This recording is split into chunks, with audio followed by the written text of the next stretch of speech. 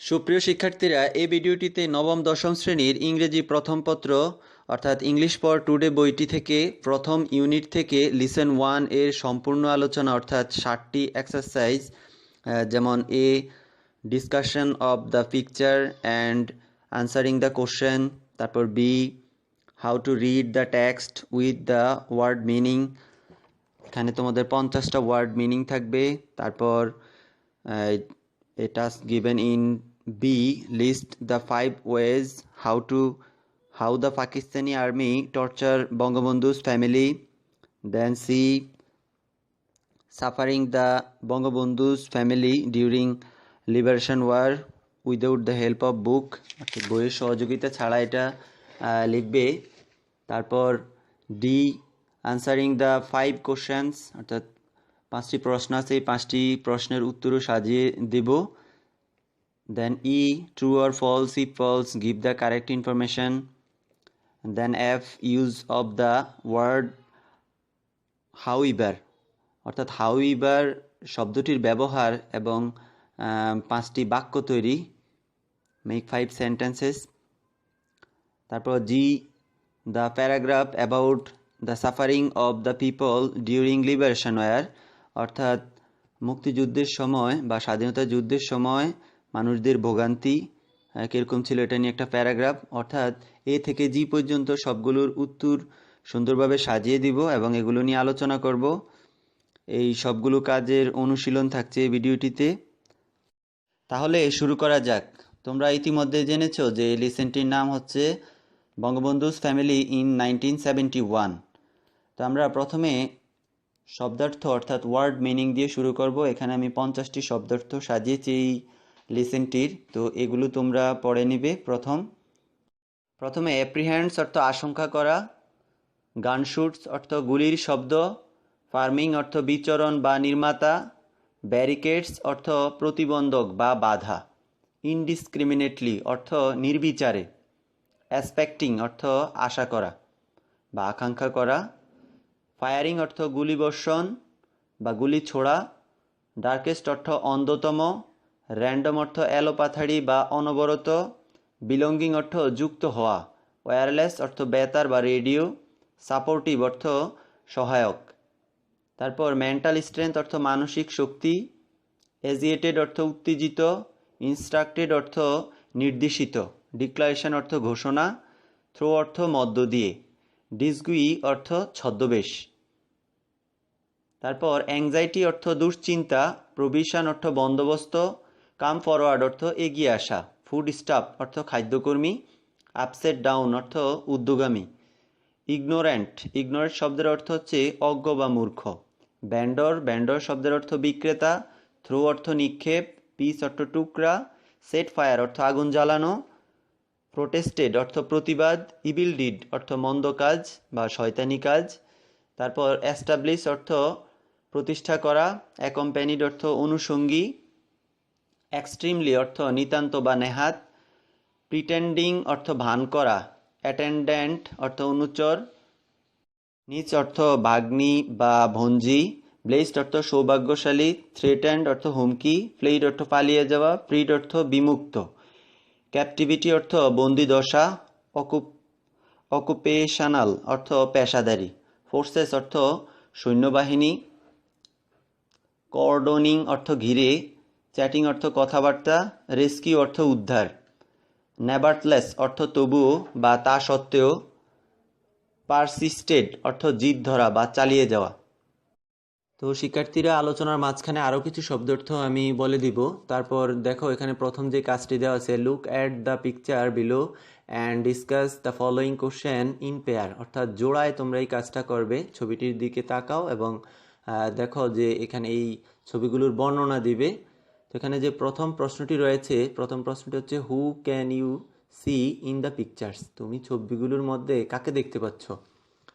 তো তোমরা এর উত্তরটা, এখানে বঙ্গবন্ধুর পরিবারের সদস্যদের দেখা যাচ্ছে, তো উত্তরটা এইভাবে লেখা যায়, I can see Bangabandhu's family in the picture, আমি বঙ্গবন্ধুর পরিবারকে এই ছবির মধ্যে দেখতে পাচ্ছি। একটু লেখলে উত্তর হয়। তারপর একটু বাড়িয়ে লিখতে পারো, in the picture 1 Bangabandhu along with his parents, his children and wife sitting together, in the picture two Bangabandhu and his children and wife sitting together. তো এইভাবে তুমি প্রথম উত্তরটি সাজিয়ে লিখতে পারো। তারপরে যে প্রশ্নটি রয়েছে সেটি হচ্ছে what do you know about them, তুমি তাদের সম্পর্কে কিভাবে জানো, কি জানো। They are the members of Bangabandhu's family, তারা বঙ্গবন্ধুর পরিবারের সদস্য। They suffered a lot during the year 1971, Bangabandhu loved them so much, মানে তারা বঙ্গবন্ধু তাদের খুব পছন্দ করেন। সবশেষ যে প্রশ্নটি রয়েছে were those people during the liberation war, মানে স্বাধীনতা যুদ্ধের সময় তারা কোথায় ছিল। তো এর উত্তরটা মানে তারা কোথায় ছিল এই উত্তরটা তোমাকে সাজিয়ে লিখতে হবে। তো এই উত্তরটা এইভাবে লেখা যায় যে during the liberation war those people moved one place to another for safer shelter অথবা safe shelter. They surrounded a lot they suffered a lot during the liberation war, অর্থাৎ স্বাধীনতা যুদ্ধের সময় তাদের অনেক ভোগান্তি হয়েছিল। তারা এক স্থান থেকে অন্য স্থানে নিরাপদ আশ্রয়ের জন্য ঘুরে বেরিয়েছিলেন। তো এই জিনিসটা লিখতে পারো। তারপরে বি নাম্বারে যে প্রশ্নটি আছে list the 5 ways how the Pakistani army torture Bangabandhu's family, বঙ্গবন্ধুর পরিবারকে পাকিস্তানি সেনাবাহিনীরা কীভাবে তারা নির্যাতন করেছিল সেটি লিখবে।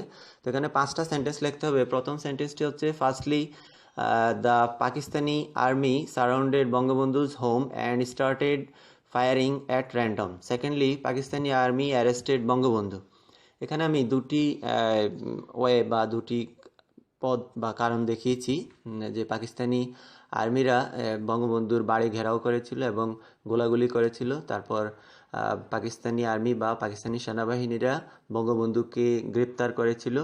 এই দুটি জিনিস প্রথমে বর্ণনা করেছি। তারপর thirdly Pakistani army made Bangabandhu's family homeless, অর্থাৎ পাকিস্তানি সেনাবাহিনীরা বঙ্গবন্ধুর পরিবারকে গৃহহীন করেছে, তারা এক স্থান থেকে অন্য স্থানে গিয়েছে। The family moved one place to another for safer place. তারপর fourthly Pakistani army set fire to Bangabandhu's Tungipara home in front of his parents, অর্থাৎ তার পিতামাতার সামনে পাকিস্তানি আর্মিরা পাকিস্তানি সেনাবাহিনীরা বঙ্গবন্ধুর টুঙ্গিপাড়ার যে বাড়িটি ছিল সেটিতে আগুন জ্বালিয়ে দিয়েছিল। এখানে সেট ফায়ার শব্দটির অর্থ হচ্ছে আগুন জ্বালিয়ে দেওয়া।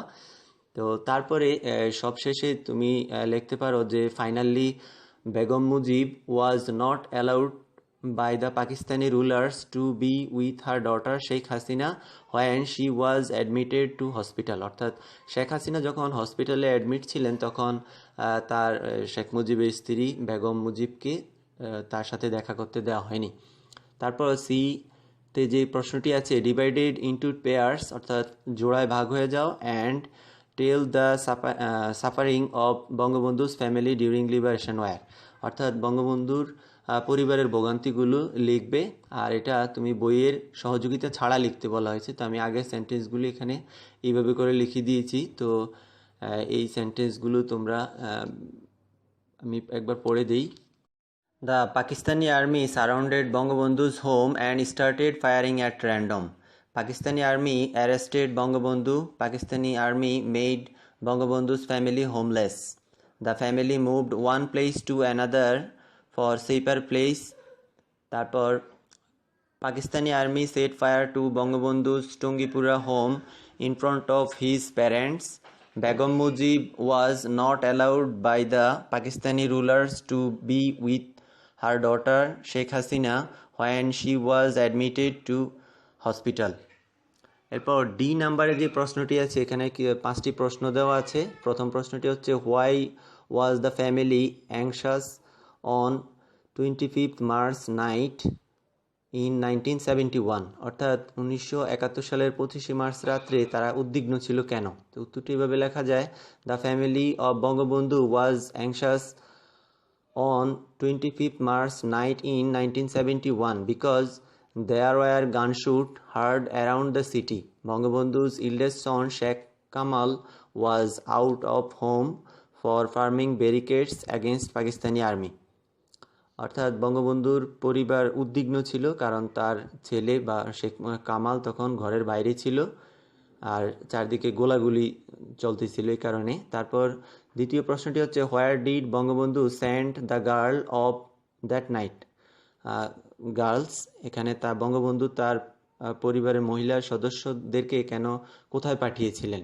তো Bangabandhu sent the girl of a house at road number 15 Dhanmondi with his son in law mister Wajed Miah on that night. তারপর 3 নম্বর প্রশ্নটি হচ্ছে how would the family communicate with people or freedom fighters while they were under house arrest. তো এটার উত্তরটি এভাবে দেওয়া যায়, the family would communicate with the people for freedom or freedom fighters by throwing pieces of West paper with important information written on them while they were under house arrest. অর্থাৎ তারা যখন গৃহবন্দী ছিল তখন তারা এই টুকরো কাগজ দিয়ে যোগাযোগ রক্ষা করত। তারপর 4 নম্বর প্রশ্নটি হচ্ছে how did the Pakistani army scare Sheikh Jamal, how did Sheikh Jamal manage to free from captivity. উত্তরটি এরকম হবে, পাকিস্তানি আর্মি স্কেয়ার্ড অর্থাৎ ভীতি প্রদর্শন করেছিল, থ্রেটেড অথবা হুমকি প্রদর্শন করেছিল, এই দুইটার একটা লিখবে, Sheikh Kamal that they would hang him upside down, he finding an opportunity fled from the hospital and joint the freedom fighters. তারপরের প্রশ্নটি how do you explain Bangabandhu's family's contribution to liberation war. অর্থাৎ তুমি কিভাবে বঙ্গবন্ধুর পরিবার কিভাবে অবদান রেখেছে তা কিভাবে তুমি ব্যাখ্যা করবে। তো উত্তরটি এভাবে লেখা যায়, Bangabandhu's family's contribution a lot to liberation war. অর্থাৎ বঙ্গবন্ধুর পরিবারের অবদান স্বাধীনতার যুদ্ধে অনেক ছিল। The family communicated by throwing pieces of waste paper with important information written on them. Sheikh Jamal and Sheikh Kamal joined the Liberation War as a freedom fighter. অর্থাৎ শেখ জামাল এবং শেখ কামাল যুক্ত হয়েছিলেন স্বাধীনতা যুদ্ধে একজন মুক্তিযোদ্ধা হিসাবে। এরপরে তোমরা ট্রু আর ফলস এই উত্তরগুলো লিখবে। এই উত্তরগুলোর মধ্যে দেখো এখানে প্রথম স্টেটমেন্টটা, Begum Mujib went to a safer place by at Dhanmondi at the night on 25 March 1971। এটা ফলস হবে কারণ শেখ মুজিবের স্ত্রী অর্থাৎ বেগম মুজিব তিনি বঙ্গবন্ধুর সাথেই ছিলেন ওই রাত্রে, তাই এটিকে তুমি ফলস লিখবে এবং কারেক্ট ইনফরমেশনে লিখবে Begum Mujib stayed with Bangabandhu at Dhanmondi at the night on 25 March 1971। অর্থাৎ বেগম মুজিব বঙ্গবন্ধুর সাথে ছিল ধানমন্ডিতে ওই রাত্রে। তো তারপরে স্টেটমেন্টটা দেওয়া আছে, Bangabandhu had declared the independence of Bangladesh before he was arrested by Pakistani army. এটা ট্রু দিবে, এটা ট্রু হবে, এটা সত্য। তারপর nobody stood beside the family of Bangabandhu during liberation war. এটা ফলস হবে কারণ বঙ্গবন্ধুর পরিবারের সাথে অনেকেই দাঁড়িয়েছিল। তো এখানে কারেক্ট অ্যান্সারটা এইভাবে লেখা যায়, many people stood beside the family of Bangabandhu during liberation war. অর্থাৎ অনেক পরিবারই বঙ্গবন্ধুর পরিবারের সাথে দাঁড়িয়েছিল স্বাধীনতা যুদ্ধে। তারপরের প্রশ্নটি হচ্ছে Bangabandhu's parents become very sick soon after the Pakistani army had set fire to their home at Tungipara. এটা ট্রু হবে। তারপরে 5 নাম্বার যে প্রশ্নটি স্টেটমেন্টটি, after liberation war was over Sheikh Kamal and Sheikh Jamal both return home on the same day. মানে একই দিন শেখ জামাল এবং শেখ কামাল এসেছিল, এটা ফলস হবে, তারা একদিন পরে একজন এসেছিল। এটা হবে after liberation war over Sheikh Jamal return home in the afternoon while Sheikh Kamal return home the next day. এখানে দি বানানটি ভুল আছে, টিএইচই হবে। তো তারপর তোমরা পরের প্রশ্নটি লিখবে। পরের প্রশ্নটি লক্ষ্য করো, find out the sentence which include the word however. অর্থাৎ হাউইভার যুক্ত সেন্টেন্সগুলো তুমি খুঁজে বের করবে। আর এখানে বলা হয়েছে যে এর পূর্ববর্তী সেন্টেন্সটিও তোমার লিখতে হবে তোমার এক্সারসাইজ কাগজে অর্থাৎ অনুশীলনের খাতায়। তারপর তোমার এটাকে অবজার্ভ করতে হবে। এখানে একটা উদাহরণ দিয়ে দেওয়া হয়েছে, বলা হয়েছে যে রাইট 5 মোর পেয়ার। এরকম জোড়া সেন্টেন্স তোমার লিখতে হবে আরও 5টি ইউজিং হাউইভার, অর্থাৎ হাউইভার ব্যবহার করে। এই যে এখানে একটা এক্সাম্পল দেওয়া আছে, উদাহরণ দেওয়া আছে, এটির মতো করেই আরও 5টি সেন্টেন্স লিখতে হবে। তো এখানে হাউইভার শব্দের অর্থটি হচ্ছে যা হোক। however can be used to join two simple sentences to make a compound sentence. However includes that the relationship between two independent clues is one of contract, বৈসাদৃশ্য or opposition. অর্থাৎ বিপরীত কোনো সেন্টেন্স যদি বোঝাতে যায়, প্রথম সেন্টেন্সটির পরিবর্তে অন্য আরেকটি সেন্টেন্স বোঝাতে যায়, তখন এই হাউইভার শব্দটি ব্যবহৃত হয়। তো এখানে আমরা 5টি সেন্টেন্স লিখব। দেখো, প্রথম সেন্টেন্সটি হচ্ছে the sofa is very eye catching, however it does not go with the simple look of the room. তারপরে সেন্টেন্সটি হচ্ছে the engineers claim that the bridge was safe, however they were still not prepared to risk crossing. তো এখানে প্রথম সেন্টেন্সটির সাথে পরের সেন্টেন্সটি লক্ষ্য করলে তুমি দেখবে যে এগুলার বিপরীত অর্থ প্রকাশ করেছে। 3 নম্বর সেন্টেন্সটি হচ্ছে I like forward to this time of year, however today I have goosebumps. তারপরে the calendar claim the month was May, however the temperature felt more like November. You watch my video, however you like it or not. However you can't criticize me. তো যাই হোক, তারপরে G number যে প্রশ্নটি আছে, দেখো group ডিতে এখানে একটি প্যারাগ্রাফ লেখার কথা বলেছে, the suffering of the people during liberation war, এটা গ্রুপ ওয়ার্ক। তো যাই হোক, এখানে আমি প্যারাগ্রাফটা লিখেছি, দেখো the suffering of the people during liberation war. The suffering and killing that is considered most heinous is the liberation war of Bangladesh that took place in 1971. The war continued, অর্থাৎ এটা চলমান ছিল for 9 months, 9 মাস যাবত এই যুদ্ধ চলছিল। তারপর the war of liberation is undoubtedly, অর্থাৎ নিঃসন্দেহে, higher than any other war, অন্য যে কোনো যুদ্ধে সেটা ভয়াবহ ছিল নিঃসন্দেহে। তারপর according to the official statistics, অর্থাৎ পরিসংখ্যান, অফিসিয়াল পরিসংখ্যানে যেটা বলা হয়েছে, the Pakistani occupational army and their local collaborators killed রাফলি 30 lakhs or 3 million unarmed innocent people. Unarmed অর্থাৎ নিরস্ত্র, আর ইনোসেন্ট অর্থ সহজ সরল, পিপল লোকজন, সহজ সরল মানুষকে হত্যা করেছিল।